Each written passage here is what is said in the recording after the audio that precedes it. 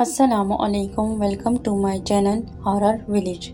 تمام videos updates کے لیے ہارر ولیج کو سبسکرائب کر کے بیل نوٹیفیکیشن کو آن کر دیں۔ تو آئیے سنتے ہیں آج کی ویڈیو میں کسی کی زندگی پر بیتی سچی اور ناقابل یقین کہانی۔ مارج نے اپنا منہ اس کے نرخرے سے لگایا اور اپنے دانت پوری طرح قوت سے گاڑ دیے، پھر لبالب اس کا خون پینے لگی۔ میں پھٹی پھٹی نگاہوں سے سارا منظر دیکھ رہا تھا۔ اس نے اس قدر صفائی سے خون پیا کہ ایک قطرہ بھی نیچے نہیں گرنے دیا۔ اس وقت مارج مجھے مارج نہیں، کوئی بدرو لگ رہی تھی جو بڑے مزے سے ارد گرد سے بے نیاز ایک انسان کا خون پینے میں مصروف تھی۔ میرا دوست نیند میں ہی نہ جانے کب زندگی کی بازی ہار چکا تھا۔ اب مارج اس کا گوشت نوچ نوچ کر کھانے لگی۔ اس نے اپنے کپڑوں میں سے چھری نکالی اور کسی ماہر قصاب کی طرح لاش کے ٹکڑے کرنے لگی۔ وہ میری طرف سے بالکل بے خبر تھی یا جان بوجھ کر نظر انداز کر رہی تھی۔ اس نے لاش کے دونوں بازو علیحدہ کر لیے اور پھر بڑے مزے سے چبانے لگی۔ ادھر میں حیرت کی تصویر بنا کھڑا تھا۔ مضبوط اعصاب کا مالک ہونے کے باوجود میری ٹانگیں کانپ رہی تھیں۔ میں تو اس بات پہ حیران تھا کہ وہ کچا گوشت اور وہ بھی اتنی مقدار میں کھا کیسے رہی ہے۔ مجھ سے اب اور دیکھا نہ گیا اور میں چپ چاپ اپنے کمرے میں چلا گیا۔ کتنی ہی دیر خود کو ملامت کرتا رہا اور روتا رہا، پھر مجھے کچھ ہوش نہ رہا اور میں نیند کی وادیوں میں ڈوبتا چلا گیا۔ کسی کے نرم و نازک ہاتھوں نے مجھے چھوا تو میری آنکھ کھل گئی۔ یہ مارج تھی جو بڑے پیار سے میرے بالوں کو سہلا رہی تھی۔ میری آنکھوں میں آنسو آ گئے۔ نہ جانے مارج کو کیا ہو گیا تھا۔ یہ وہ مارج نہیں تھی جسے میں جانتا تھا، یا پھر یہ میری مارج تھی ہی نہیں۔ میں اکثر مارج کو اس کا ماضی یاد کرواتا رہتا کہ ہم دونوں ایک دوسرے سے کتنی محبت کرتے تھے، ایک دوسرے کے ساتھ کتنے خوش تھے۔ تم میرے لیے مزے مزے کے کھانے بنایا کرتی تھی۔ وہ ساری باتیں سنتی رہتی اور مجھے چپ چاپ اپنے سپاٹ چہرے کے ساتھ گھورتی رہتی، گویا اسے اپنے ماضی کی کوئی بات یاد ہی نہ ہو۔ میں سرد آہ بھر کے رہ جاتا۔ بہرحال دن گزرتے گئے۔ طرح طرح کے خیالات دل و دماغ میں سر اٹھا رہے تھے۔ دل محبت کے ہاتھوں مجبور تھا اور میرے اس قدم کو صحیح کہہ رہا تھا، جبکہ اس کے برعکس دماغ مجھے بار بار غلط کہہ رہا تھا۔ دل اور دماغ میں جنگ سی کیفیت ہو گئی تھی۔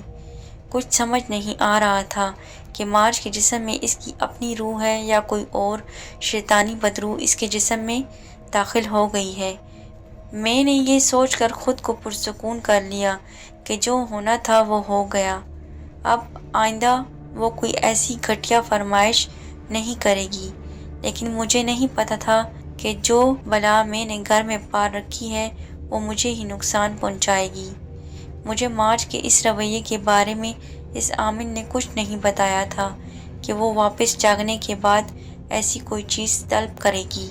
انہوں نے میری مارج مجھے واپس لوٹا دی تھی، گویا ان کا کام اب ختم ہو گیا تھا۔ اب آگے میں جانوں، میرا اللہ جانے۔ اب میں اس میں واضح تبدیلی محسوس کر رہا تھا۔ میں رات کو سونے کی تیاری کر رہا تھا جب میں نے مارج کو دروازے میں کھڑے ہوا پایا۔ اس کی آنکھوں میں میرے لیے والہانہ محبت تھی۔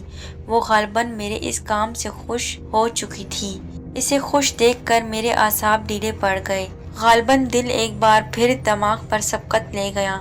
میں سیدھا ہو کر بیٹھ گیا۔ وہ میرے قریب چلی آئی، وہ میرے سینے سے آ لگی۔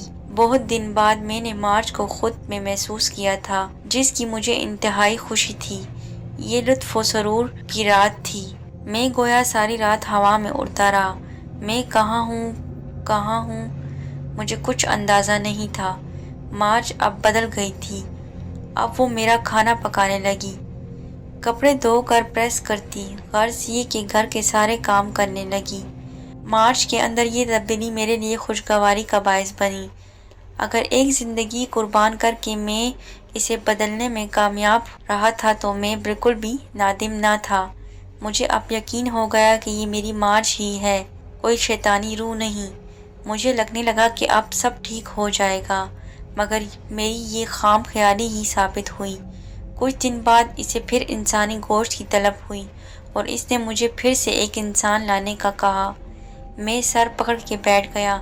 میں تو سمجھا تھا کہ اب وہ ایسا کچھ نہیں کہے گی، مگر وہ جیسے میری خدمت کر کے اس کا بدلہ مانگ رہی ہو، اور بالآخر مجھے یہ کرنا ہی پڑا۔ اس بار میں کسی مجبور اور غریب شخص کو شکار بنانے کا فیصلہ کرنے لگا۔ میں گھر سے نکلا تو تھوڑی ہی دور ایک نوجوان کوڑے کے ڈبے سے کھانے پینے کی اشیاء ڈھونڈ رہا تھا۔ میں نے اسے کہا، چلو میرے گھر میں تمہیں کھانا دیتا ہوں۔ وہ بیچارہ بھوک سے مجبور میرے ساتھ چل دیا۔ گھر لا کر میں نے اس کے سامنے کھانا رکھا۔ وہ کئی دن سے بھوکا تھا، کھانے پہ ٹوٹ پڑا۔ میں نے کھانے کے اندر بے ہوشی کی دوا پہلے ہی سے ملا دی تھی۔ جب وہ کھا چکا تو میں نے کہا، چائے پی لو۔ اس نے سر ہلا دیا۔ میں اٹھ کر کچن میں چلا گیا اور برتن دھونے لگا کہ دوا اپنا کام کر سکے۔